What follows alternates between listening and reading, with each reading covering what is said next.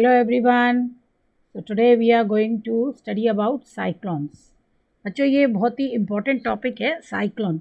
आजकल रोज़ नए नए साइक्लोन आ रहे हैं, उनके बारे में हम सुन रहे हैं। तो ये क्यों आते हैं, इनके आने का कारण क्या है और इनके अजीब अजीब नाम कौन रखता है और क्यों रखे जाते हैं नाम, ये सब चीज़ें थोड़ा सा हम लोग आज पढ़ते हैं। और साइक्लोन आने पर हमें क्या करना चाहिए, कैसे रहना चाहिए, ये सब चीज़ों की जानकारी लेते हैं। चलिए, तो आप ये देख सकते हैं, ये एक फिगर है जिसमें ये जो साइक्लोन कैसे बनता है ये है। तो जो ग्रीन एरोज़ हैं, जो हरे रंग की एरोज़ दिखाई दे रही हैं आपको, यहाँ पे मैं इंडिकेट कर रही हूँ, ये ग्रीन एरोज़ जो हैं ये दिखा रही है कि वार्म एयर, जो गर्म हवा है वो कैसे ऊपर को जा रही है, ठीक है। और जो रेड एरो हैं, रेड एरो क्या बता रहे हैं कि कूल एयर, जो ठंडी हवा है वो सिंक कर रही है, यानी कि अंदर डूब रही है। ट्रॉपिकल साइक्लोन्स का मेन कारण क्या है कि जब वार्म ओशन, जो केवल वार्म ओशन पे ही होते हैं, गर्म ओशंस पे ही, समुद्रों पे, जो इक्वेटर के पास होते हैं, जो हमारी भूमध्य रेखा इक्वेटर, उसके आसपास जो होते हैं वो गर्म हो जाते हैं। तो साइक्लोन करने के लिए क्या होता है, वार्म मॉइस्ट जो एयर होती है वो ओशन से, सरफेस से ऊपर को जाने लगती है। और जैसे जैसे ये ऊपर जाती है सरफेस पे, तो वो नीचे नेचुरली खाली हो जाता है, तो दूसरी जो ठंडी हवा है वो वहाँ आने लगती है बेसिकली। तो वार्म एयर ऊपर जाती है और उसकी जगह लो एयर प्रेशर बन जाता है, ठीक है बच्चों।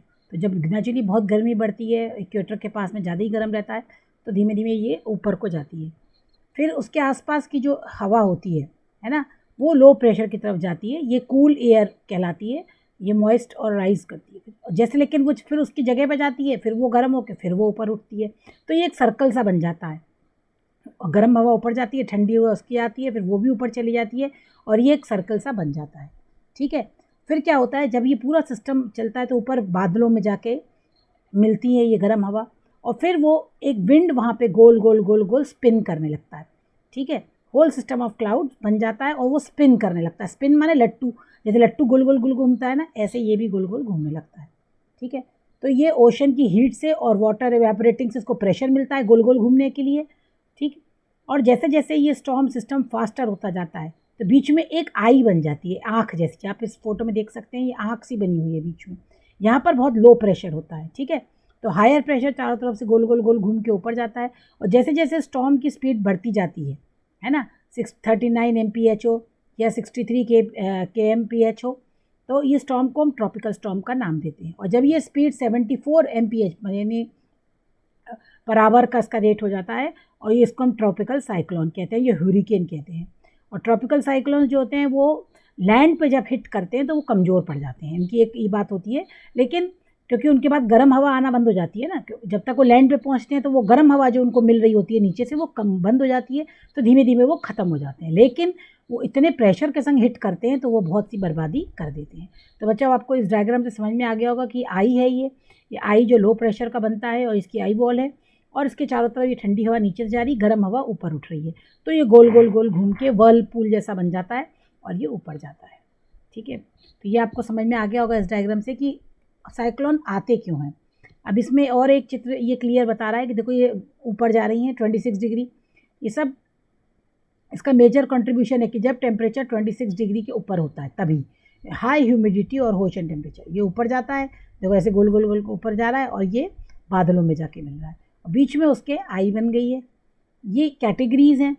कैटेगरी 1 में मिनिमल डैमेज, बहुत कम डैमेज होता है ना, इसमें ये भी दिया हुआ है लैंडफॉल पे, लैंड पे जाके मिनिमल केवल 4-5 फीट तक। और फिर जैसे जैसे कैटेगरी 2 में मॉडरेट डैमेज है, ठीक। विंड, इसमें विंड की रफ्तार इतनी होगी 154 to 777। कैटेगरी 3 में एक्सटेंसिव डैमेज, जिसमें विंड की रफ्तार 178 to 208 होगी।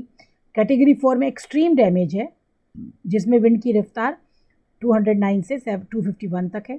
और आखिरी है कैटास्ट्रॉफिक, यानी जो पूरा नाश कर देता है, जिसमें विंड की 252 किलोमीटर पर आवर के हिसाब से चल रहा होता है। तो बच्चों आप देखिए, सोचिए, इमेजिन करिए कि एक जब भी हम लोग सुनते हैं कि विंड किस हवा से चल रहा है, तो विंड की गति को हम अगर जान लें तो हम ये जान जाएंगे कौन सी कैटेगरी का साइक्लोन है और ये कितना डैमेज कर सकता है। अब नेक्स्ट आते हैं, बहुत ही मज़ेदार इन्फॉर्मेशन है कि साइक्लोन वर्ड आया कहाँ से है। साइक्लोन वर्ड एक ग्रीक वर्ड है, जैसे मैं हमेशा बोलती हूँ कि रूट वर्ड को पकड़िए, तो रूट वर्ड इसका साइक्लॉस है, जिसका मतलब कॉइल ऑफ स्नेक, जैसे स्नेक गोल गोल गोल ऐसे होता है ना कॉइल, ऐसे ही इसको कॉइल ऑफ स्नेक्स का मतलब होता है। और ये एक इंटेंस वर्ल होता है। वर्ल माने भी ऐसे गोल गोल गोल, आपने सुनामी लेसन में पढ़ा होगा अपने रीडर में कि ये very strong wind circulating anti clockwise और clockwise direction northern southern hemisphere में। ये क्लासिफिकेशन मैंने आपको पहले बताई दिया है कि इन बेसिस पे होता है। लो प्रेशर रहता है 17 नॉट्स पे, डिप्रेशन कितना होता है, deep depression, cyclonic storm, severe cyclonic storm, very severe cyclonic, super cyclonic storm. तो इन्होंने यहाँ पर इसके प्रेशर के हिसाब से उसका बताया है। ओके, अब हम आते हैं नेक्स्ट इंटरेस्टिंग चीज़ पे कि जो साइक्लोन अभी ताउते आया था, ये ताउते, इसका प्रोनाउंसिएशन ताउते है। ये कहाँ से दिया गया नाम? म्यांमार से, म्यांमार से दिया गया। इसका मतलब होता है गेको, एक वहाँ की लोकल वोकल लिजर्ड होती है। वोकल क्यों? क्योंकि आवाज़ निकालती है ये। इसको बर्मीज़ डायलेक्ट में ये बोलते हैं। और ये एक यास नाम का जो तूफ़ान आया है, ये ओमन कंट्री ने इसको दिया है और इसको पर्शियन लैंग्वेज में बोला जाता है। इसका मतलब होता है जैस्मिन इन इंग्लिश। ठीक है, तो ये एक बहुत ही इंफॉर्मेशन है। और आगे मैं आपको बताऊंगी अब कि कैसे तूफ़ानों के नाम है। देखिए, ये ऑलरेडी लिस्ट पूरी बन चुकी है कि कौन सी कंट्री कब नाम देगी। जैसे लिस्ट 1 अभी चल रही है ना। जैसे बांग्लादेश में निसर्ग आया था पिछले साल, फिर घाटी आया था, फिर निवार आया था, बुरेवी, ताउते, यास। अब इसके बाद गुलाब पाकिस्तान ने नाम दिया है, कतर ने नाम दिया है शाहीन, फिर सऊदी अरेबिया जावद। ऐसे करके ये लिस्ट 1 चल रही है। ये पूरी लिस्ट है, so many yet to come, अभी आने को हैं ये सारे तूफ़ान। अब आते हैं हम कि कौन सी कंट्रियाँ नाम देती हैं। ये 13 कंट्रियाँ होती हैं, India, Bangladesh, Myanmar, Pakistan, Maldives, Oman, Sri Lanka, Thailand, Iran, Qatar, Saudi Arabia, UAE और यमन, है ना। ये सब साइक्लोन्स के नाम देती हैं, है ना। New list of name was release, 169 names दिए गए, है ना। इसमें 13 नेम फ्रॉम ईच 13 कंट्री। ये ऑलरेडी लिस्ट बन चुकी है। साइक्लोन के नाम क्यों दिए जाते हैं, इसके पीछे क्या कारण है कि वार्निंग नोटिफिकेशन जब देनी होती है, लोगों को चेतावनी देनी होती है कि कैसे कैसे वो बढ़ रहा है, तो टेक्निकल नेम दे देंगे तो लोगों के लिए समझना मुश्किल हो जाएगा। तो इसलिए उनको यूनिक एक आइडेंटिफायर नेम दिया जाता है, एक अलग हट के नाम दिया जाता है जो ईजी रहता है मीडिया के लिए और लोगों के लिए उसको समझना, इसलिए दिया जाता है। जैसे कि निसर्ग आया था, तो निसर्ग का नाम जो मतलब क्या होता है, नेचर, है ना। और इसको Nisarga named by India's neighbouring country Bangladesh. Nisarga किसने नाम दिया था? बांग्लादेश ने। ठीक है, इसका मतलब क्या होता है ये भी मैंने आपको बता दिया। तो बच्चों, ये आपके जनरल नॉलेज के लिए बहुत इंपॉर्टेंट है कि कौन सी कंट्रीज़ नाम रखती हैं और क्यों रखती हैं, ये भी। अब आता है कि what will be the next cyclone, अगले साइक्लोन का नाम क्या होगा, है ना। विल बी कॉल्ड यश, फिर गुलाब, ऐसे मैंने आपको पहले ही वो लिस्ट बता दी है।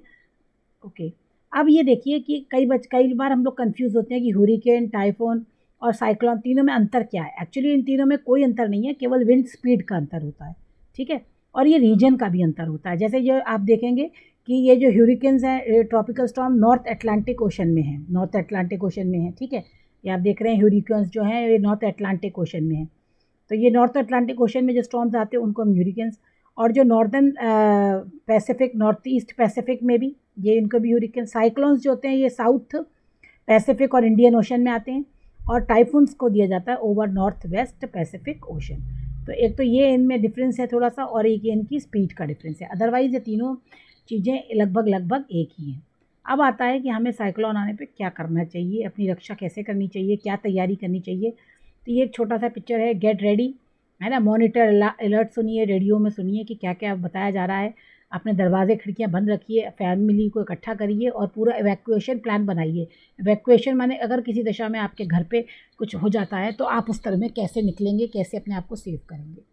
शेल्टर एट होम, अपने घर के अंदर ही इमरजेंसी किट, बैटरी वगैरह रखिए, क्योंकि लाइट चली जाती है, ऐसे में करंट चला जाता है।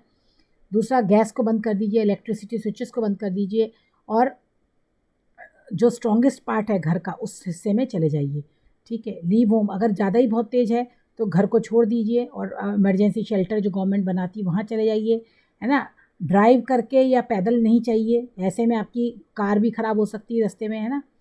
और कांट टेक पेट्स, तो इनको खुला छोड़ दीजिए, पेट्स को नहीं ले जा सकते आप तो उनको खोल दीजिए, उनको बंद मत करिए, या बाथरूम में उनको बंद कर दीजिए खाना पानी दे के, ताकि वो उनकी भी लाइफ सेफ रहे। ये है बिफोर साइक्लोन, जो साइक्लोन आने से पहले हमें क्या करना चाहिए। देखो, जैसे ये पिक्चर है, वेल प्रिपेयर्ड हाउस, इसमें सिक्योर टाइल्स, जो घर की टाइल्स हैं उनको कस के देख लीजिए, कोई लूज तो नहीं है टाइल, है ना। ब्रांचेस बड़ी बड़ी अगर घर के ऊपर गिर सकती हैं उनको काट दीजिए। कोई लूज गैदरिंग ना हो, गटरिंग, जो ये जो गटर बन रहते हैं, जो इनको देख लीजिए, है ना। अपने घर को वहाँ अगर आपका साइक्लोन प्रोन एरिया में घर है तो उसको उसी के स्टैंडर्ड से बनाना चाहिए हमको।